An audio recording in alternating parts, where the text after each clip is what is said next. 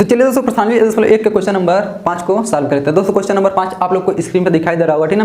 कर रहा है कि जांच कीजिए कि क्या किसी प्राकृतिक संख्या n के लिए संख्या 6 पे घात n अंक 0 पे समाप्त हो सकती है। यानी क्वेश्चन नंबर कौन सा है? 5। क्वेश्चन नंबर 5 दे दिया है, ठीक ना। कहते हैं कि किसी प्राकृतिक संख्या n के लिए ये जो 6 पे घात n है वो कभी 0 पे समाप्त हो सकती है। यानी इसका मतलब यानी प्राकृतिक संख्या कहाँ से स्टार्ट होगा 1 से लगाई अनंत तक 1 2 3 4 5। यानी n के स्थान पे ऐसी कौन सी संख्या रखें कि इसका जो आंसर आए, आंसर के लास्ट में कितना आना चाहिए? 0 आना चाहिए। संख्या जो है 0 पे समाप्त होनी चाहिए, ठीक ना। चलिए इसको सबसे पहले समझ लेते हैं कि कोई भी अंक जो होता है वो 0 पे समाप्त कैसे होता है, यानी कोई भी संख्या जो होता है वो 0 पे समाप्त कैसे होता है। इस मान लिया हम लिख दिए 20 देखिए 0 पे समाप्त हो रहा है ना। इसी तरह लिख दिया 30 भी 0 पे समाप्त हो रहा है। तो इसका गुणनखंड करेंगे 2 दूना 4 बचे 20, इसका करेंगे 2 3 6 बचे 30। यानी मतलब कोई भी संख्या 0 पे तभी समाप्त होगा जब उसका गुणनखंड करेंगे, यानी अभाज्य गुणनखंड करेंगे तो उसमें 2 और 5 आना चाहिए, तब वो 0 समाप्त होगा। 2 और 5 आना चाहिए, ठीक है। इसका मतलब किसी भी संख्या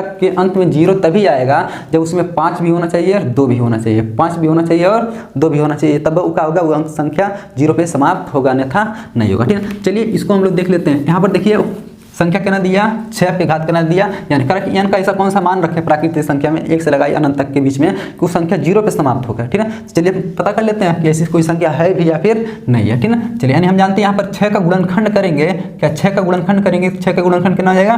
2 गुणे 3 हो जाएगा, ठीक है। अब चूंकि 6 पे पावर n है तो जब 6 पे पावर n करेंगे, ठीक है, तो 2 गुणे 3 पे भी पावर कितना हो जाएगा? n हो जाएगा। अच्छा बताइए ये 0 पे कब समाप्त होगा? जब 6 के अभाज्य गुणनखंड में क्या आना चाहिए? 2 भी आना चाहिए और 5 भी आना चाहिए, तभी ये संख्या 0 पे समाप्त होगा, अन्यथा नहीं होगा। देखिए जब 6 का गुणनखंड किए तो इसमें कहीं 5 आया, 2 तो आ गया, लेकिन और क्या चाहिए? 5, तभी तो 2 और 5 मिलकर 2 5 10, 10 में 0 रहता है तो इस संख्या में भी 0 आ जाएगा। यानी 5 नहीं आया ना, तो देख लीजिए 6 का अभाज्य गुणनखंड किए उसमें 5 नहीं आया, ठीक है। फिर लिख लेंगे चूंकि क्या 6 के अभाज्य गुणनखंड में, ठीक है, अभाज्य गुणनखंड में क्या 5 नहीं है। जब 5 नहीं है इसलिए किसी भी प्राकृतिक संख्या n के लिए ये संख्या जो है यानी 6 पे घात n जो है 0 पे समाप्त नहीं होगा। यानी घात से हमको कोनो मतलब नहीं, घात कितनों चढ़ा दीजिए, मान लीजिए n बराबर हम कुछ रख दें यानी 0 आना रहेगा तो क्या इस पे डिपेंड करेगा, इस संख्या पे। आधार जो है देखिए, आधार में देखिए हम जानते हैं 2 और 5 आएगा तब 0 पे समाप्त होगा, लेकिन इसमें तो इवन नहीं किया 5, इसलिए क्या होगा? 0 पे समाप्त नहीं होगा। प्राकृतिक संख्या कुछ भी रखें तो यहाँ 0 पे समाप्त नहीं आएगा, मतलब होगा नहीं करेगा, ठीक है। लिख लेंगे 6 के अभाज्य गुणनखंड में कितना 5 नहीं है, तो इसलिए, ठीक है, यानी किसी भी प्राकृतिक संख्या,